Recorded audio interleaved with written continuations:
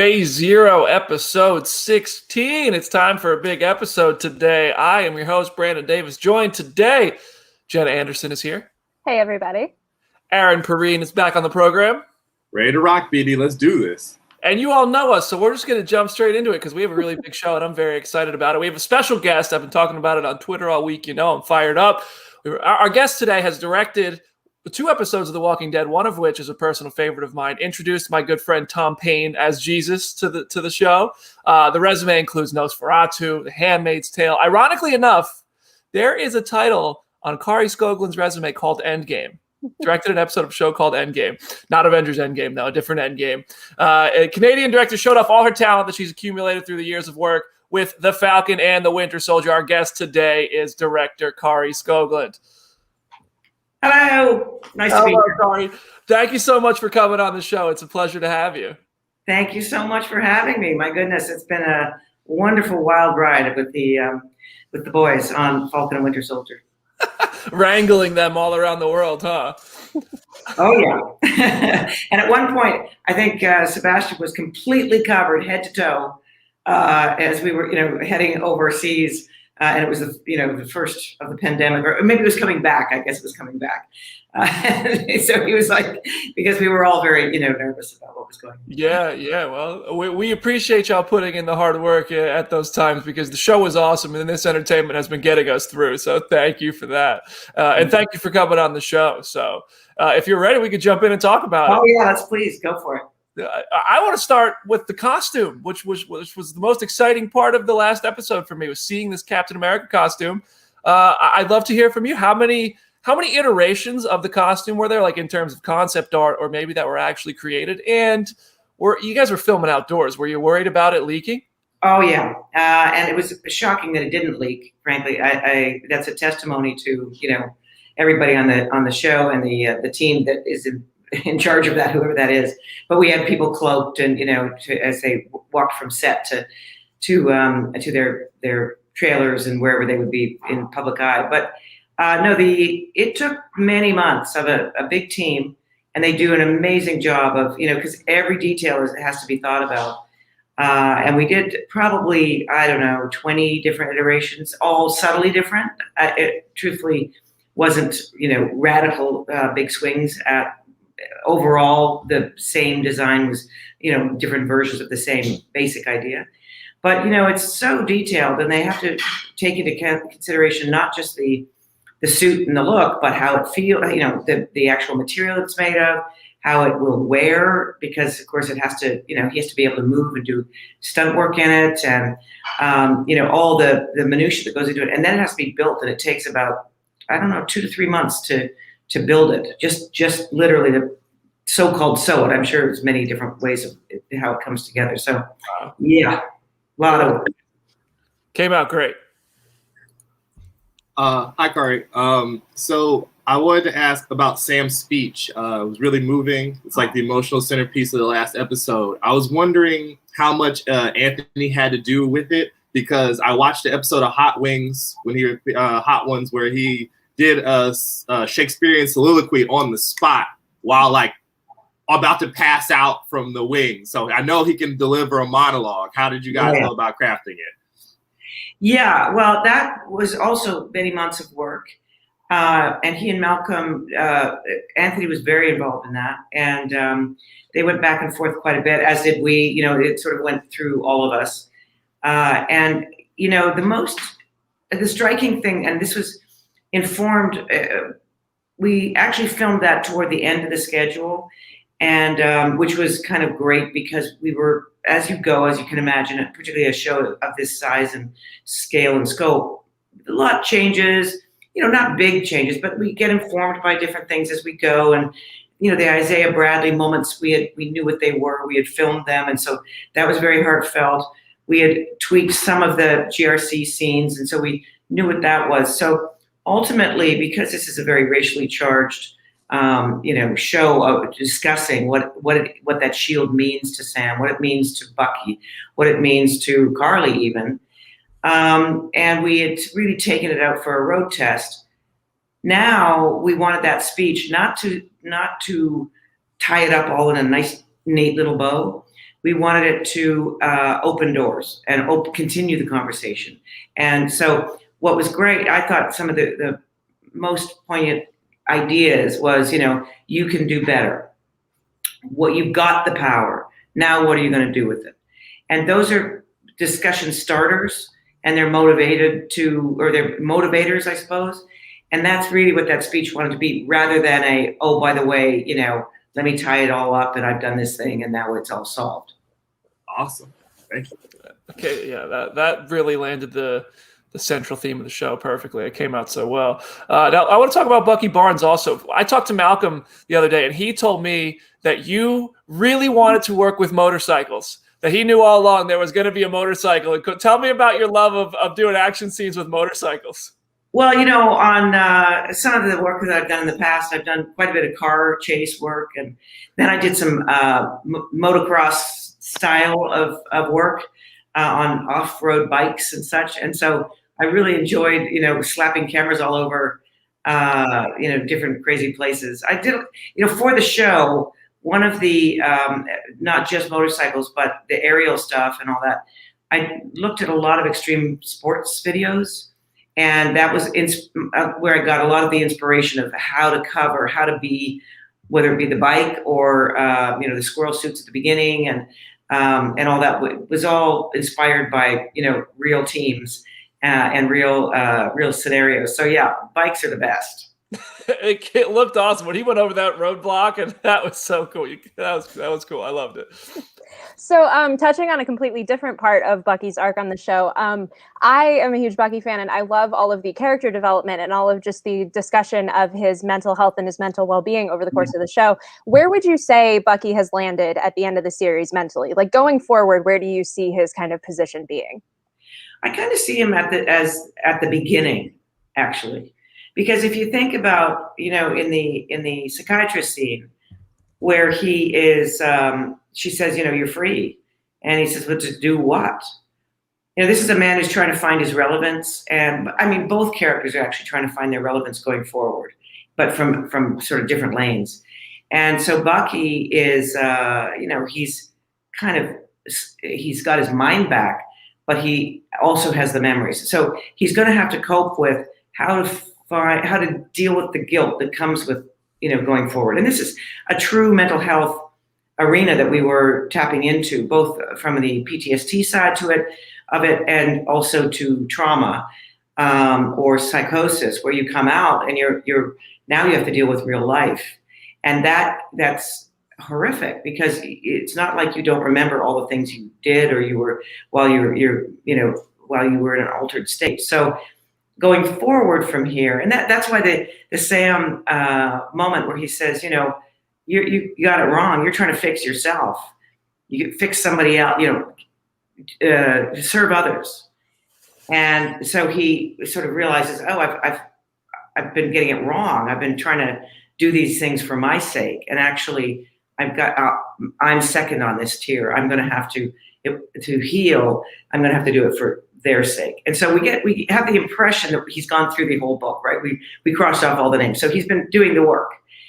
But I would say at the end, it's kind of at the end of our show, it's kind of like his beginning, because for the first time, I think he can now start to connect with himself as who he now is going to be.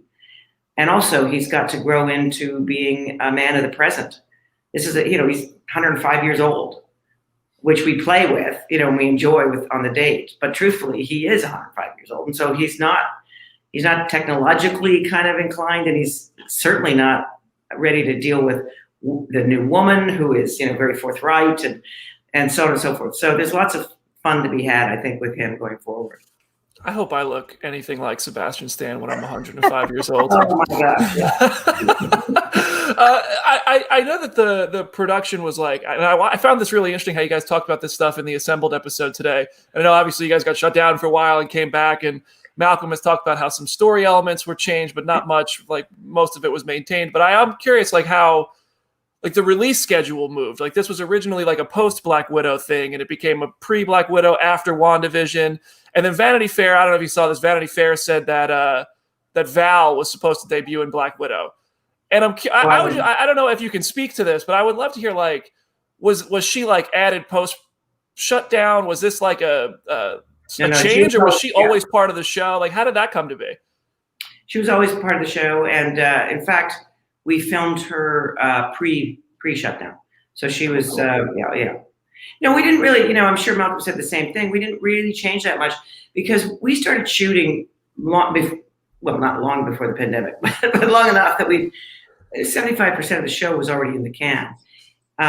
So this wasn't about us pivoting story-wise. It was really just about us tweaking, because at the same time, we were already in this arena. We were already, dealing with these big topics and themes.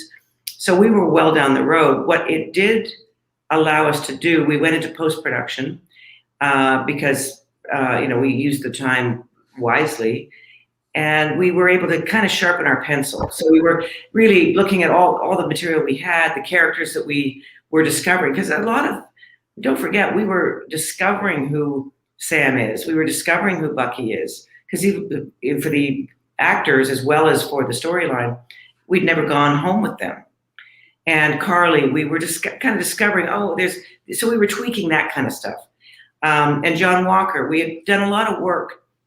John was a really, I loved how we came at him, which was kind of allowing a certain amount of experimentation to be part of how we found who he was, because we could have come at him many different ways. And Wyatt's a very funny guy. And so, there was plenty of experimenting with how lighthearted to make him, or how earnest. And this was, so we did a lot of work where in each scene, we might calibrate it a couple of different ways, because we wanted to see in the end, when we looked at the whole piece, because we shot it like a movie. So we looked at 6 episodes and said, let's dial him here and let's dial him there. And we had the footage and the different takes to be able to do that. So that's what we really focused on during the pandemic. And then at the same time, of course, there was a lot going on in the world, both politically and with the racially charged protests and so on. And so it sort of just gave us the heart that we were right on. Our relevance was becoming even more and more so pronounced, which just made us sharpen our pencil. And so, I have to follow up at the topic of Val. I know a few of you have the Marvel keys to the kingdom. Val, John, some of these folks, Thunderbolts, Baron Zemo. Do you want to see that? Do you know anything about that? What can you tell us? Can tell you nothing, because I know. I hear no. Smart, very well played. And I want to move on to Isaiah Bradley. And Jenna, I want to let you take this. So we are huge fans of Isaiah on this show, and especially of the way that you guys represented him on the show. I find it really interesting that you both honored the comics and also put a unique spin on it by having Isaiah's legacy be honored through Sam, as opposed to in the comics it's more honored through Steve. Can you talk about bringing those kind of moments between the two of them to life in that relationship, because it's clearly like one of the most impactful things out of the show? Well, first of all, the desire to make Isaiah to support the importance of that character in a storyline, I think, was first and foremost, because he's a hugely important character to reveal, right? And within our story, that there was a Black super soldier and that he was abused. I think right there, it had to have a really strong, real estate in our storyline. But at the same time, it couldn't really be plot motivated. It was more character plot. So it became our touchstone for Sam as he is pondering what it is to take up the shield, whether his own community is ready, whether certainly, this is a very white iconic symbol, and it was going to cost him in some way, both through the white community and through his own community. So in so doing, who is he going to talk to about that? And so Isaiah became a perfect touchstone for him, first of all, to, be reeling with this new information that he feels betrayed for not knowing that, that no one told him. And now, we sort of said, oh, well, Steve didn't really know. Only Bucky knew. But even that is a betrayal because, sort of telling a lie by omission. But then there could only be one person to say to him, no self-respecting Black man will pick up that shield. And it had to be Isaiah. So I think that's one of the strongest lines of the show for Sam to have to really consider what it's going to be. So yeah, that had to be Isaiah. It also, I mean, they say several times Steve Rogers is gone, which I find interesting. Is that can we say Steve is like dead in the MC? Like that's is he on the moon? Because Danny told me that line was kind of improv.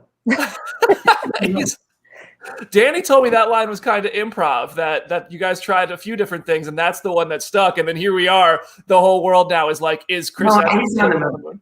He's definitely on the moon. Aaron, did you want to ask anything about Eli? Oh, yeah. We see Eli hovering around the background. Terrible as his jumper may be, missing that jump shot. Can we expect to see him again at the MCU at some point? We saw some stuff on Instagram with his family talking a little bit about Patriot. I hope so. Wasn't he a lovely character? And what I really loved was he and Sam kind of doing that. Yeah. Yeah.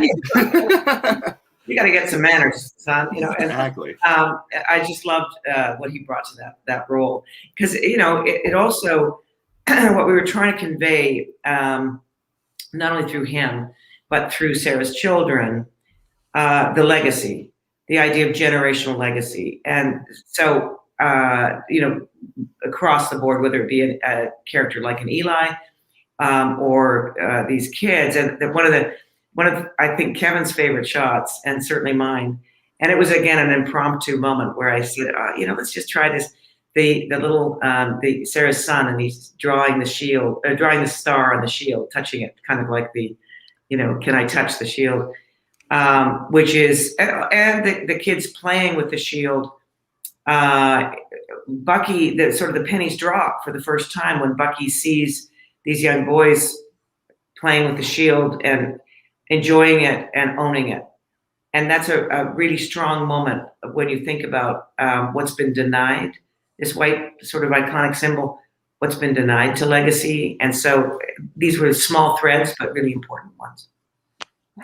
Love it. Now, before we get to a couple more of our questions, we have some fans who have a couple questions. I want to bring, we have a fan from Greece right now that has a fun question. This is George Bikos. George, welcome to Phase Zero, man. Hi, welcome. Thank you for having me. Greetings from Greece. The MCU fan really from here. Kari, really nice to meet you. It's an honor. Congratulations for the show, and I really hope we get to see you direct the next Captain America project. Either it's a series, a next season, or a new movie. You're gonna have to. I think you have your headphones microphone a little low. Okay. Coming in really quietly. Oh, that's much better. Yeah, there it is. Okay, now there he is. Try it again. Yeah. So, did you hear anything, or should I? Yeah, we just need the question. I think we just need to go for the. We heard the beginning. Go ahead with the question. Yeah. So, 5 years ago in Civil War, we got to see Baron Zemo. Take the Avengers apart one by one, all by himself, making him a special villain for the MCU. Fast forward to episode 3, we got to see Baron Zemo in Madripoor in a nightclub, dancing, and this short 10-second clip exploded. It went viral for several days. Even Marvel posted an 1-hour loop of Zemo dancing. So wrapping up this series, did you have any idea that this short clip would explode like that? No idea. What was fun about the whole nightclub, idea and experience of it, I wanted everyone to see the guys just as people, and one of the things about doing the 6-hour version of a movie as compared to a 2-hour version is you can actually do that. You can kind of go off course for a little bit, with the characters to new places and see them in different backgrounds and settings.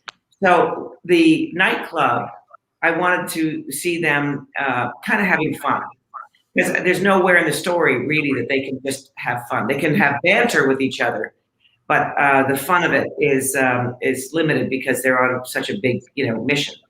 So that was totally Daniel's moment, where he ad-libbed that. We were shooting, varying parts of the club, and of course the music was going, and we did probably 25 or 30 takes of different parts of that scene.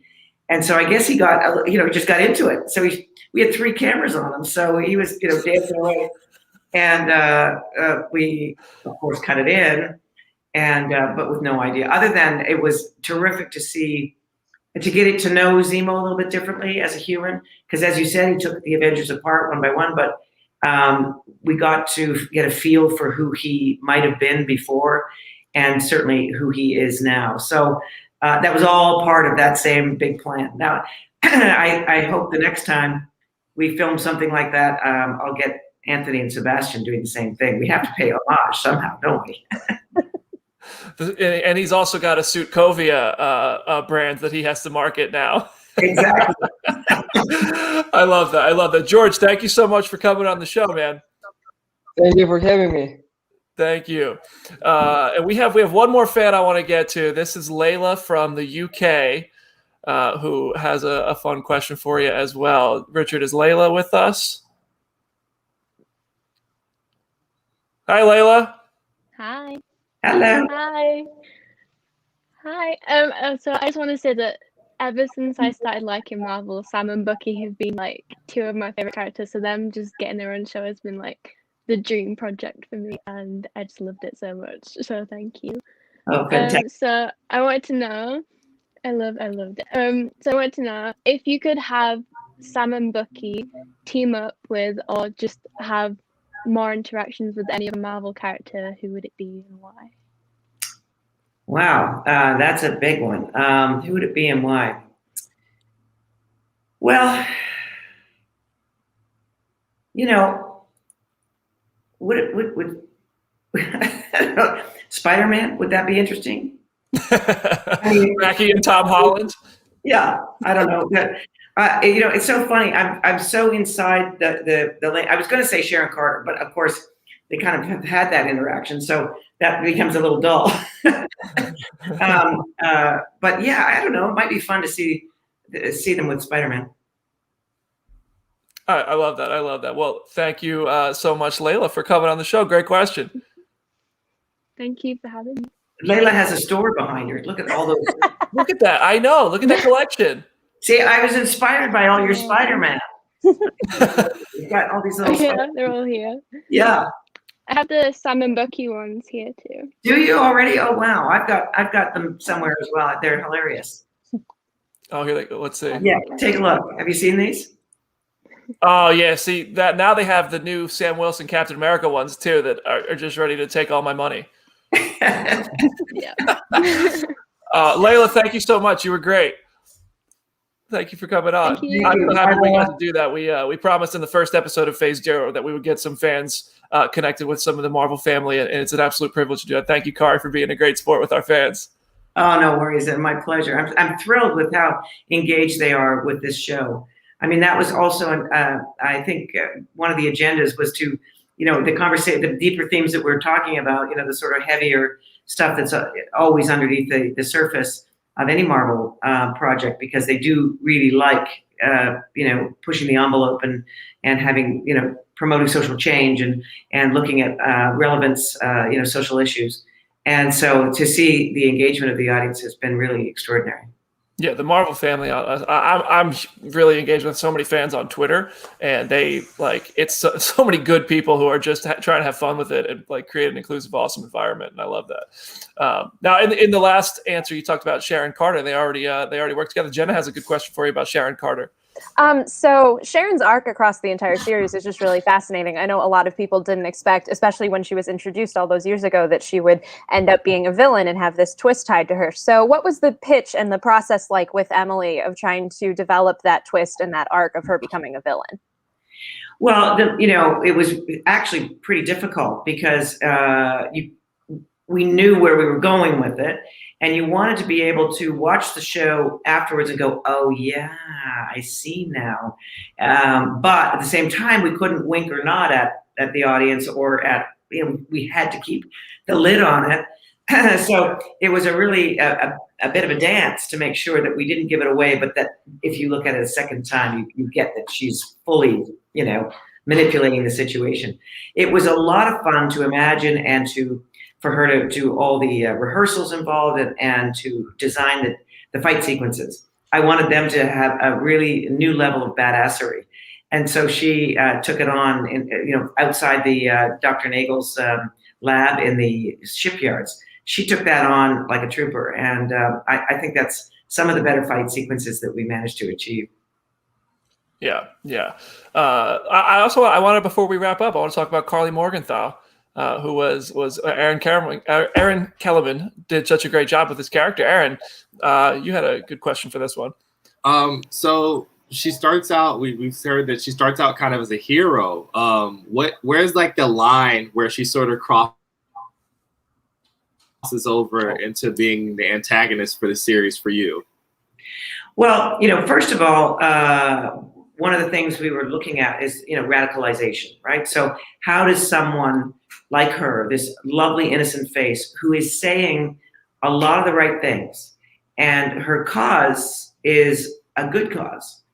And so it's a slippery slope. The point was we were trying to take, look at what that slippery slope is, which is sort of the process of radicalization, where it starts to just shift and then shift and then shift and turns it toxic.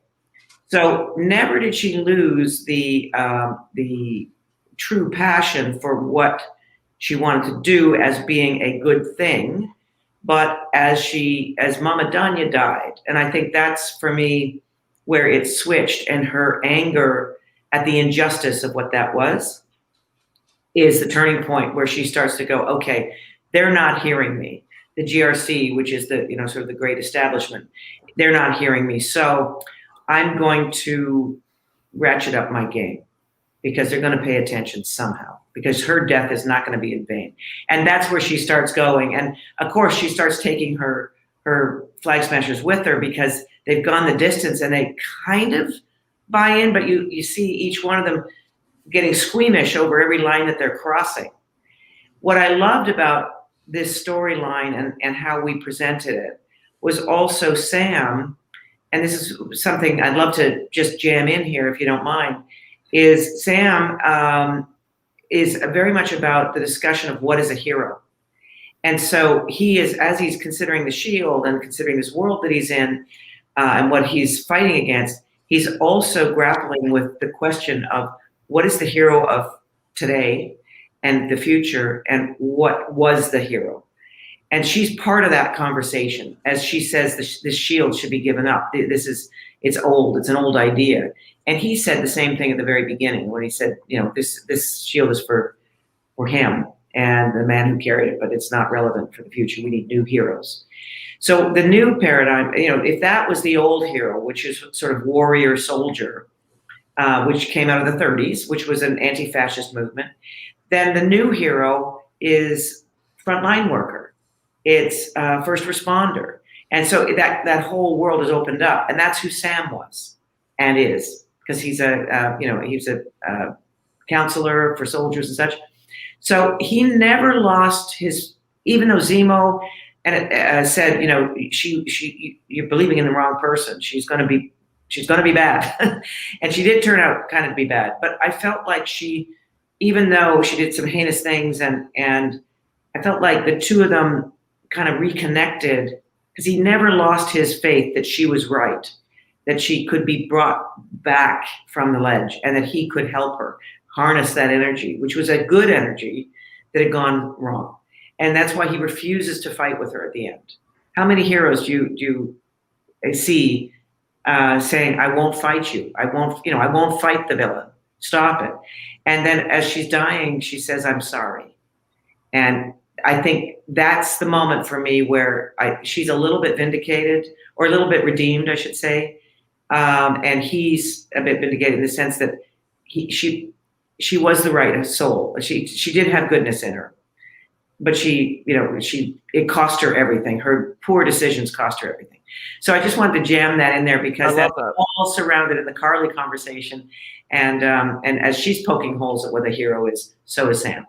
And I also really like the parallel you make there with the how many times you see a hero who won't fight the villain. The only other time I can think I've seen that is Steve Rogers, right? When he wouldn't fight Bucky as the Winter Soldiers. I love that. Exactly. And so that's the makeup or the DNA of someone who is deserving of the thoughtfulness of what it is to carry that shield. Yeah. And my last thing for you, when you're crafting this final showdown in New York, and I'm sure everybody who directs any MCU project is going to get a similar question, because now following Endgame, all these characters and these heroes know each other. Like, do you consider like, oh, should we have a character pop in? Should we have like a logo, like a Daily Bugle, or I don't know, anything that would be like iconography or imagery that would signify the presence of other New York heroes? And I'm sure people are going to run into that when they go to California and other parts of the MCU in the future. Did you ever have to have conversations like that? Like, where's Spider-Man at this point? Where's J. Jonah Jameson? Where's Doctor Strange? No, you know what? I think everyone in the storytelling side of the creative of Marvel, we just look at each story as its own thing. And so even though it cross-pollinates in other ways, the story itself remains individual to itself and serves only itself. So no, it didn't. We didn't wonder who shouldn't we be calling Spider-Man or somebody. We didn't have that conversation, thankfully, because you can imagine from my perspective, almost every scene in this show I have, particularly in the action sequences, I have 6 characters fighting each other, sometimes 8. That's a lot of coverage. That's a lot of work. That's a lot of choreography. So I'm very happy that there was no more. Well, it came out fantastic. We do have one fan. This is a pre-recorded message from a fan that I want to play because Dottie is in the comment section. They are with us every week. Dottie is an awesome fan of Phase Zero, and I want to get this question out before we send you off. Richard, roll Dottie's question, please. Hi, my name is Dottie, and I'm from San Antonio, Texas. And let me just start by saying that your show is absolutely amazing, and it has brought me so much joy over the past 2 months. But my question for you is, if you had to format The Falcon and the Winter Soldier like WandaVision, what classic sitcom would you cast Sam and Bucky in? What classic sitcom would you cast Sam and Bucky in? So I was thinking about it. All these old sitcoms came to my mind, but old ones, because I don't know why I'm sort of inspired by the idea that Bucky is 105. But I guess truthfully, The Odd Couple comes to the fore. I thought Sanford Son for a second, if you remember that sort of grumpy old guy, but really The Odd Couple, don't you think? Yeah, I know a co-host who would very much agree with you, who's not here with us today. Jamie Directo would certainly agree with you. I love that. Of course, everybody. The Odd Couple hasn't been played for probably 25 years or something, but it was in so many reruns. People will now have to go and dig it up, and then they'll see what I mean. I see. Yeah, I just typed it in because I'm not even super familiar with The Odd Couple, but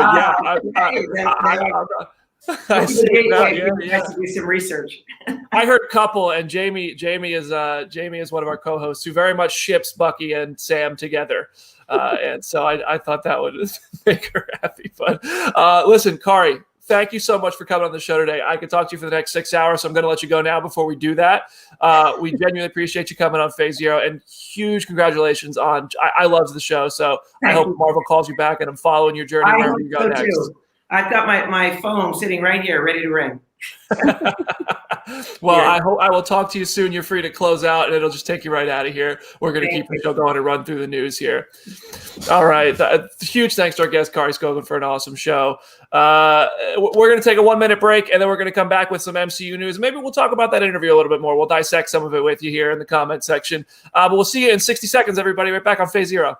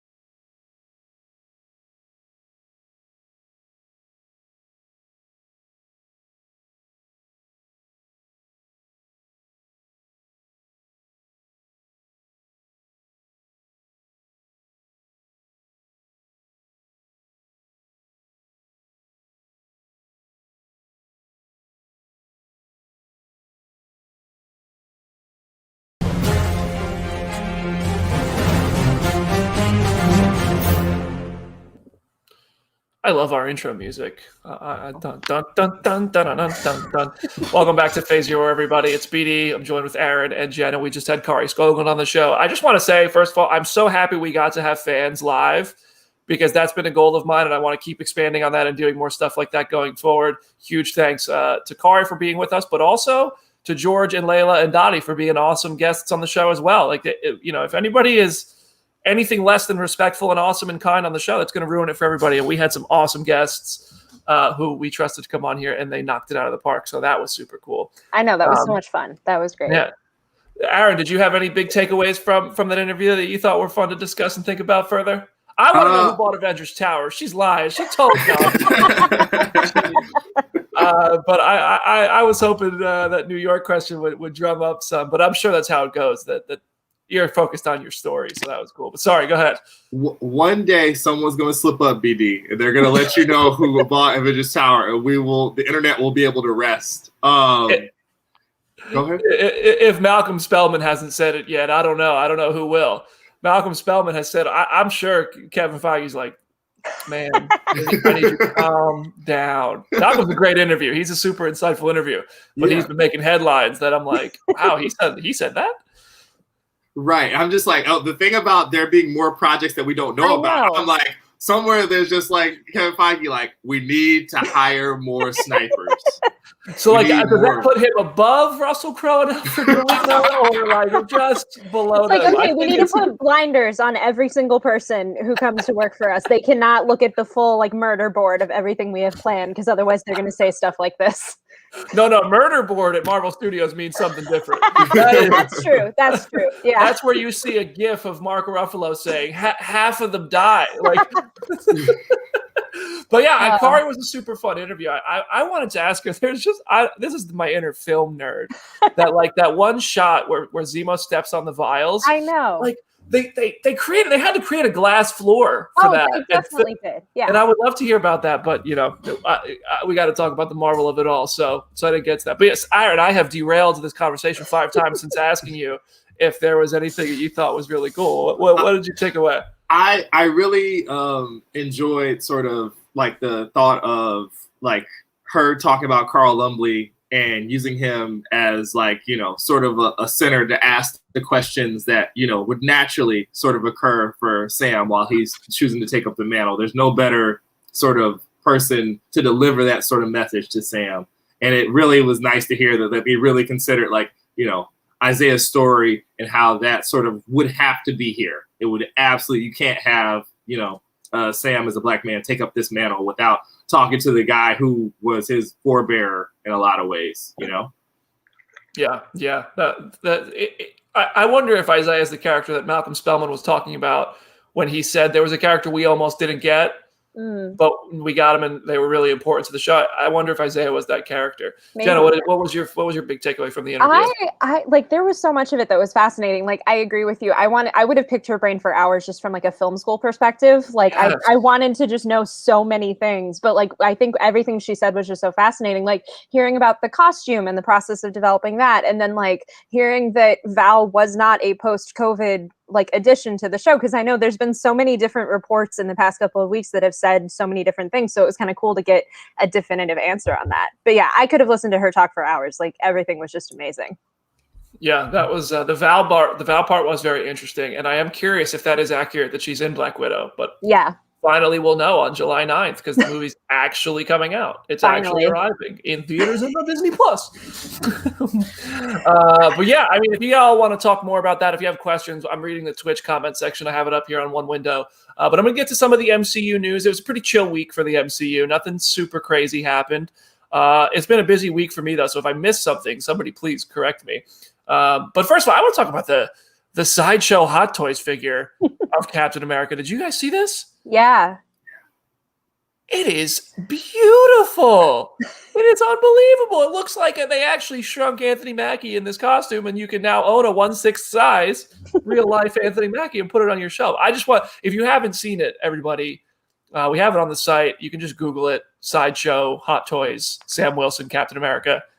The thing is gorgeous. I think I don't know how much. I haven't looked at the price. I'm guessing it's got to be north of $300. Yeah. But every time I see a Hot Toys, I'm just like, this is beautiful, but way out of my price range. It's like, I will just buy like 30 Funko Pops for that price, and just like, because otherwise I'm just going to feel some sort of remorse if I spend that much money at once. That sound you hear is everybody's wallets crying. Just everybody's wallets crying in unison right now, because it's gorgeous, but my goodness. See, I made the jump from Funkos to Hot Toys because I got to a point where like I only have so many shelves, and I filled them with Funkos, and I was like, okay, what I can do is continue buying Funko Pops, or like once a year I can buy like a Hot Toys figure, and it's become like once and a half a year. But I love those things, but I love Funkos too. It's tough. I just need to go win the lottery, man. Exactly. Yeah. Why haven't I won the lottery yet?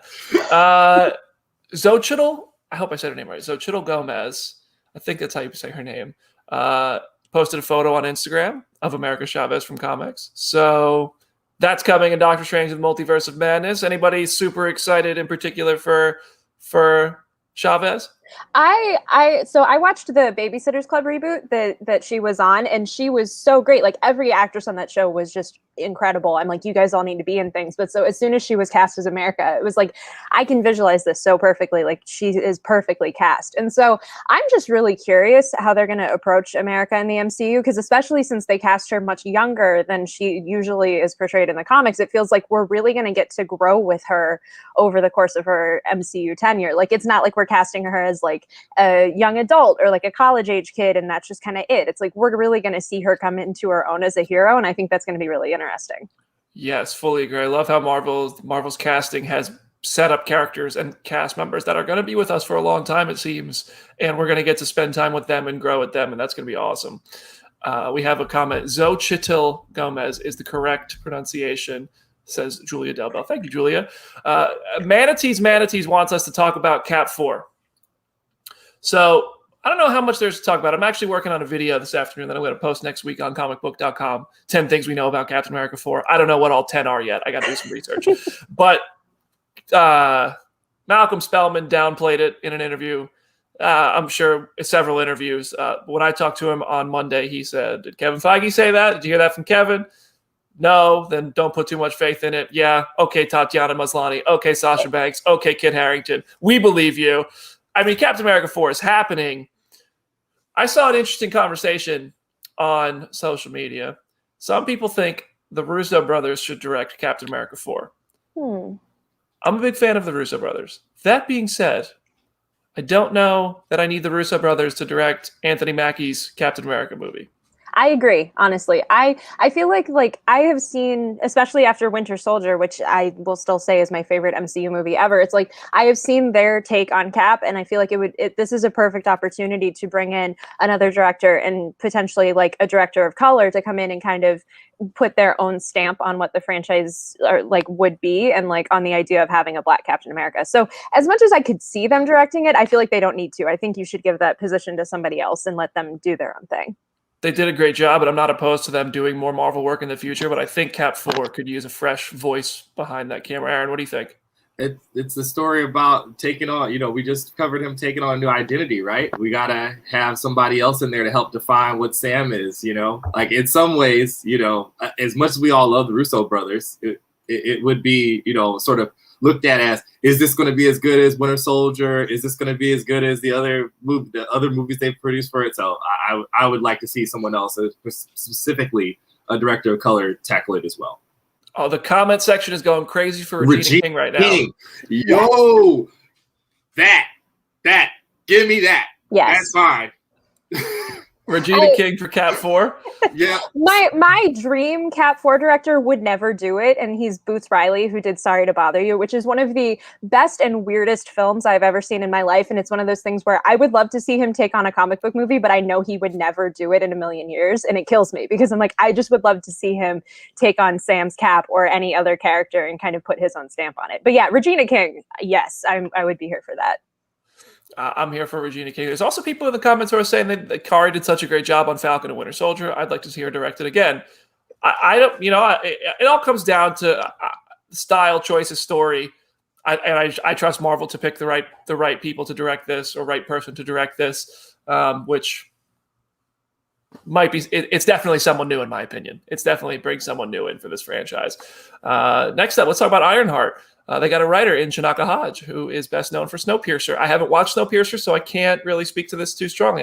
Have either of you watched Snowpiercer? I have watched all 2 seasons. I actually can't remember which of the episodes she's written, but like when I was writing up the news of her joining Ironheart, it was like she's in a hip hop group with Daveed Diggs and is like best friends with him. And I'm like, all right, that's all I need to know. Like she seems perfectly suited because she's a poet and an educator and has TV experience. It's like if there's anybody who's going to take on what Riri's story is in the comics, I feel like she is kind of a perfect person to do that. So I am super jazzed that she's on board and that there's forward momentum on that show.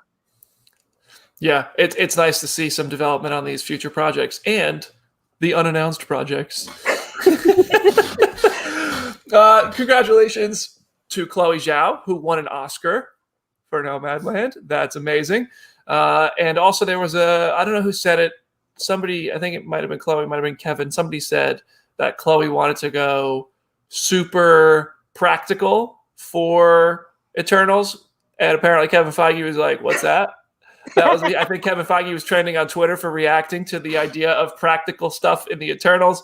It's hard to imagine the Eternals being practical, to be fair, because they're like an immortal race that does a lot of cosmic stuff. They got Celestials. Like, how are you going to do that practically? I just find it fascinating, the idea of like, oh my gosh, a Marvel movie didn't shoot on a green screen. This is like breaking news. This is so amazing. Oh my gosh. So I am very curious to see. I think there is a way to shoot on a practical location and still have Celestials and big space fights and more of those practical elements. So I'm just really excited for that. But it was kind of funny seeing Kevin Feige and his whole thing of like, hey guys, hey other studio execs, this is practical. Did you see this was practical? It was like, come on, man. Like I respect it, but it was just very charming at the same time. I do need to backtrack here. Dottie and others in the comments are correcting me. Chloe won 2 Oscars. Yes. I said an Oscar. So I will put the proper respect on Chloe's name. And huge news, the biggest news of the week, perhaps. This one really rocked the MCU world on Twitter. Twitter was going crazy. Everybody lost their mind. I think Twitter actually shut down for a moment because there was too many tweets about this. JB Smoove is back for Spider-Man No Way Home. Can't believe it. Now that's cool. Everyone else is there. So like, I'm just looking at the cast list for the cast. The credits for Spider-Man No Way Home are going to be longer than an episode of Phase Zero. This is the new, like, when the Dune movie was casting and everyone was like, this random person's in Dune, this random person's in Dune. Like, Spider-Man No Way Home is the new version of that, of just like, everybody is in this movie. You are in this movie and you don't even realize it, kind of thing. It's just pure insanity what's going on there. I can't wait for that movie. Benedict Cumberbatch is in the movie. I mean, Tom Holland, obviously. Is Tom Holland even in the movie? Does he have time to be in the movie? He's a supporting character. Let me know if I miss anybody, because this movie now includes Tom Holland, Zendaya, Jacob Batalon, J.K. Simmons, Benedict Cumberbatch, everyone, Tobey Maguire, Andrew Garfield, apparently, maybe not. I don't know. Everyone's lying to us. JB Smoove. I'm failing. Like, there's so many more people in this movie, obviously. Alfred Molina. Spoiler. Jamie Foxx. Barack Obama is in the movie, says the comment section. If Barack Obama shows up in Spider-Man No Way Home, I will have a Captain America picking up Thor's hammer moment. I will go ham in the theater in excitement. Oh, Charlie Cox.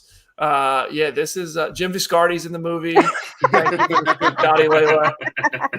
Huge here first.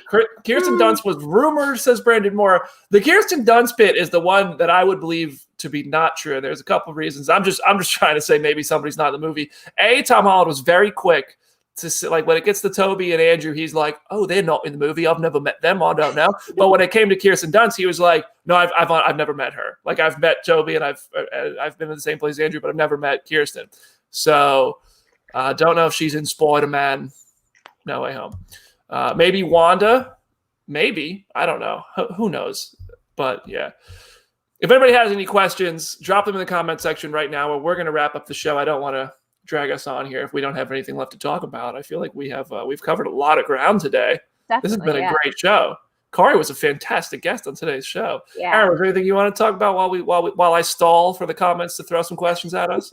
I just was going to joke around about what is the freaking theatrical poster for No Way Home going to be? If it's not like an homage to like Spider-Man 100 with all the faces, we riot. Like, because there's so many freaking people in it. You just keep putting people in the background, you know? Like, honestly, that might be what to do. Those first two posters for Homecoming and for Far From Home had such just like graphic design is my passion energy. Like I liked them the more that I looked at them, but from the get-go it was like these just look like a high school kid almost made them, and I know that was kind of part of the appeal. So part of me is almost like just do a weird like scrapbook kind of version of just everybody who's in the movie. Do like a high school yearbook kind of thing. Like really lean into the high school aspect of it if you're really going to go for it. Right, I have the exactly. exclusive first look at the Spider-Man No Way Home poster. Oh boy. Literally every Marvel character ever. My goodness. I can't wait to get that first look. I saw Grace Randolph was saying the trailer's coming in June or July, which, like, I mean, that's I don't know if that you could even call that a scoop. Like, 6 months before the movie's coming out, we're supposed to get a trailer. Makes sense. Probably true. Don't know. No inside information myself. Probably true. Doctor Strange 2 is done filming, says Brady Guy 19. Yes, I shouldn't have answered your question because you're a Tom Brady fan. Maybe Loki shows up in Spider-Man. Joanna, I don't think so. Milking Cows says moo, question mark. Moo indeed. And Venom 2 trailer is supposedly soon, says our comment sections casually cosplaying. You heard it from casually cosplaying first. Venom 2 trailer is supposedly soon. When does that movie come out? I forget. I think it was October, but they might have delayed it again. I honestly don't know. Venom 2. Did it move to 2022? No, that was Morbius. September 24th, 2021. Okay. So that one is not going to Disney Plus, apparently. Maybe it is. No. Who knows? What about Morbius? I don't. The only reason I'm excited for Morbius is because Michael Keaton is in it so far. Yeah. I could get excited. I could be convinced the movie's good if it's good. But right now, it's not towards the top of my list. And last thing here, Refinery Moon Knight news, question mark. Jim Viscardi's not on the show. I just wanted to torment him with this one. I just wanted him to know we're talking about Moon Knight without him. The Moon Knight cast is one that's really looking incredible. Oscar Isaac, Ethan Hawke, right? Yeah. And that thing is shit. It starts production this year. Mm-hmm. And hold on, I'm looking at this right now. May Calamai, Mao E. It's tough when you come at these names unprepared, and I feel like such a fool when I can't pronounce somebody's name. Yeah. Anyway, all right. Now I'm just rambling, and we're gonna wrap up today's show. Aaron, final thoughts for today's Phase Zero episode. Grace us with some of your tremendous intelligence, please. I was just so thrilled to have Kari on. It was really nice to hear like all the sorts of like inside baseball stuff behind everything. I think the funny thing is that even though people try not to tip what, the stuff that Bucky doesn't want out, the fact that she talks so much about legacy seems like that might be our key theme here in Phase 4, because Black Widow's about legacy. Obviously, Falcon Winter Soldier's about legacy. Who knows? It might come up in Loki somehow. I'm pretty sure. Hawkeye is definitely about legacy. Miss Marvel is. So we're starting to get some threads. Even though we don't have like a big bad yet, it would seem that that's probably our core like theme for this phase, for real. These young Avengers, man, they're forming.